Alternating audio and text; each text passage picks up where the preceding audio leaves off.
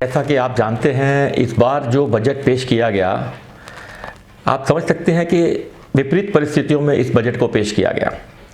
पूरा देश अभी कोरोना की महामारी से निकल नहीं पाया था। ये बजट का समय आ गया, सभी लोग डरे हुए थे, जो इनकम टैक्स देने वाले लोग हैं, कि सरकार किस प्रकार का बजट पेश करेगी। मैं आभार प्रकट करना चाहता हूँ देश की जनता की ओर से वित्त मंत्री आदरणीय श्रीमती निर्मला सीतारमण जी का, जिन्होंने हमारे देश के प्रधानमंत्री, दुनिया के सबसे लोकप्रिय नेता श्री नरेंद्र मोदी जी के नेतृत्व में इतना सुंदर सदा हुआ बजट, शायद किसी ने इसकी कल्पना नहीं की होगी। इस प्रकार से उन्होंने बजट पेश किया, हर वर्ग का ध्यान रखते हुए, विकास कार्यों में किसी प्रकार की कोई अड़चन ना आए, आम जनता के ऊपर जो टैक्स पेयर है उसके ऊपर किसी प्रकार का कोई बोझ ना पड़े। इसको ध्यान में रखते हुए इस बार का बजट पेश किया गया है। ऐसा बजट जिसके बारे में बुरा कहने के लिए किसी के पास कोई शब्द नहीं है। मैं आपको बताना चाहता हूं, इस बार जो बजट में प्रावधान है वो 34 लाख करोड़ रुपए का एक्सपेंडिचर का प्रावधान है इस बार बजट के अंदर। अगर आप इसको अलग अलग करके देखें, 1,16,000 करोड़ रुपए का केवल सड़कों के लिए इसके अंदर प्रावधान रखा गया है। हमारे प्रधानमंत्री जी का स्वप्न है हर गांव तक सड़क पहुंचे, और गांव नहीं, गांव के हर घर तक सड़क पहुंचे। इस मिशन को लेकर के हम चल रहे हैं। 1,08,000 करोड़ रुपए का बजट इसमें रखा गया है प्रावधान रेलवे के लिए, रेलवे की डेवलपमेंट, रेलवे की सुरक्षित रेल यात्रा के लिए इसके अंदर इस बजट को रखा गया है। मैं आपको बताना चाहता हूं, आप सुनते होंगे, कभी देखते होंगे, सर्दियों के मौसम में जब घना अंधेरा होता है, कोहरा होता है, तो दो ट्रेन बाय मिस्टेक, क्योंकि सारे सिस्टम मैनुअली हैं, कई बार आमने सामने आ जाती हैं, तो इन ट्रेन्स के इंजन में ऐसे सिग्नल लगाने की योजना है जो सेंस करते हुए दूसरी ट्रेन को देखते हुए वो दोनों ट्रेनें आपस में टकराने से पहले रुक जाएं। सुरक्षित रेल यात्रा के लिए ये कितना ज़रूरी है, और इसके ऊपर हमारे देश के प्रधानमंत्री ने, हमारे वित्त मंत्री ने, हमारे रेल मंत्री ने इसका संज्ञान लिया। इसके लिए भी मैं उनका आभार प्रकट करना चाहता हूँ। 2,23,000 करोड़ रुपए का बजट इसमें केवल स्वास्थ्य संबंधी सेवाओं के लिए रखा गया है, जिसमें से 35,000 करोड़ रुपया कोरोना वैक्सीन के डेवलपमेंट के लिए उसके अंदर रखा गया है। कि कोरोना की वैक्सीन, आप जानते हैं, पूरी दुनिया में जो सबसे पहले बनाने वाले देश हैं उसमें हमारा देश शामिल है। और आपको जानकर खुशी होगी कि 30 लाख से ज़्यादा लोगों को हमारे देश में कोरोना वैक्सीन लग चुकी है, और 15 से ज़्यादा देशों को हमारी कोरोना वैक्सीन हमारे माध्यम से जा रही है। और दूसरे देशों के प्रधानमंत्री ट्वीट कर रहे हैं, आपने हमें संजीवनी बूटी दी है, इसके लिए हम आपका आभार प्रकट करते हैं।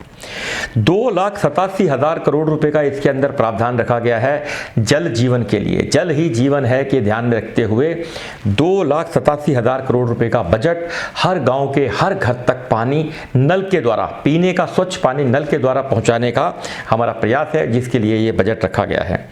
54,000 करोड़ रुपए का बजट इसके अंदर किसानों के लिए रखा गया है। आपको ध्यान में होगा, किसान सम्मान निधि के माध्यम से एक ही दिन में, एक ही समय में माननीय प्रधानमंत्री श्री नरेंद्र मोदी जी ने 18,000 करोड़ रुपया सीधा किसानों के खाते में शिफ्ट किया था।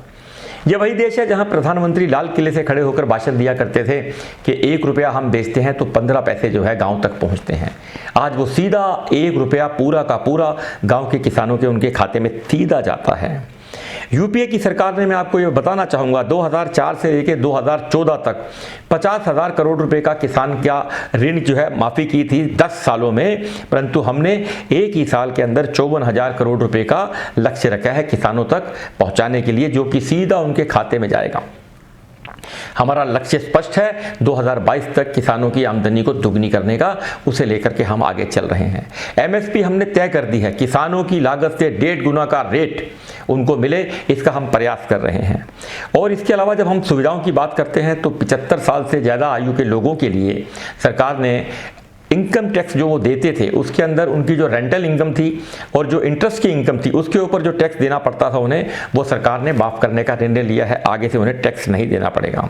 व्यापारी की अगर हम बात करते हैं सुविधा के लिए, तो जो स्कूटनी के अंदर पिछले 6 साल की फाइलें जिसमें खुलने की संभावना रहती थी, वो स्कूटनी का समय भी सरकार ने घटाकर 3 साल के लिए कर दिया है, जो कि बहुत क्रांतिकारी कदम व्यापार जगत में माना जा रहा है। नए स्टार्टअप के लिए भी सरकार ने इसके अंदर, जो नए स्टार्टअप अभी आएंगे उनको 1 साल तक किसी प्रकार का कोई टैक्स नहीं देना, इसकी भी सरकार ने छूट दी है। इंश्योरेंस सेक्टर की जब हम बात करते हैं तो एफडीआई के अंदर सरकार ने 49% से बढ़ाकर एफडीआई की सीमा 74% कर दी है, और साथ में कंडीशन है कि इसके अंदर जो मैनेजमेंट है वो इंडियन सिटीजनशिप उसके लिए अनिवार्य है, भारतीय नागरिकता का व्यक्ति ही मैनेजमेंट के अंदर पार्टिसिपेट कर पाएगा। शिक्षा नीति के लिए सरकार ने जो बजट रखा है 38,000 करोड़ रुपए का, जिसके माध्यम से 15,000 स्कूल बनेंगे, 1,000 सैनिक स्कूल और 750 एकलव्य स्कूल। एकलव्य स्कूल जो पहाड़ी एरिया में जो बनते हैं, हिल स्टेशन के अंदर जहाँ बनते हैं, जहाँ टीचर नहीं होते, स्टूडेंट्स नहीं होते, ऐसे 750 स्कूलों का प्रावधान भी रखा गया है। इसके साथ ही 50,000 करोड़ रुपया रिसर्च एंड डेवलपमेंट के लिए भी इसके अंदर प्रावधान रखा गया है। इसके साथ ही SC ST बच्चों के लिए जो स्टूडेंट्स हैं, जो पढ़ते हैं 10वीं के बाद, आप जानते हैं पढ़ाई एजुकेशन महंगी हो जाती है, लगभग 4 करोड़ छात्रों को 35,219 करोड़ रुपए का बजट रखा है उनकी छात्रवृत्ति के लिए। यह भी सरकार का एक सराहनीय कदम है। उज्ज्वला योजना के तहत 8 करोड़ से ज्यादा गैस सिलेंडर और चूल्हे अभी तक भारत की सरकार के द्वारा दिए जा चुके हैं। वित्तीय वर्ष में, इस वित्तीय वर्ष के अंदर 1 करोड़ बहनों को और ये चूल्हे और गैस सिलेंडर देने की योजना का प्रावधान इसके अंदर रखा गया है। कोरोना काल के दौरान आप जानते हैं जिस प्रकार से 80 करोड़ लोगों को 9 महीने तक लगातार भोजन देना, ये अपने आप में बहुत असंभव सा काम था, जिसे हमारे देश के प्रधानमंत्री मोदी जी ने संभव कर दिखाया, मजदूरों को उनके घर तक पहुंचाया।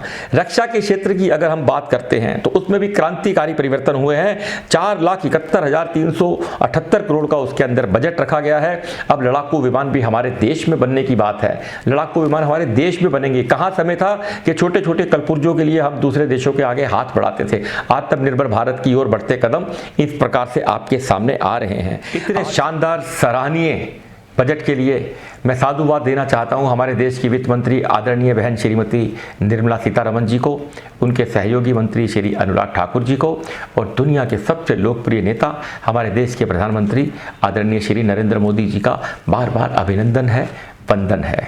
धन्यवाद। जय हिंद, जय भारत।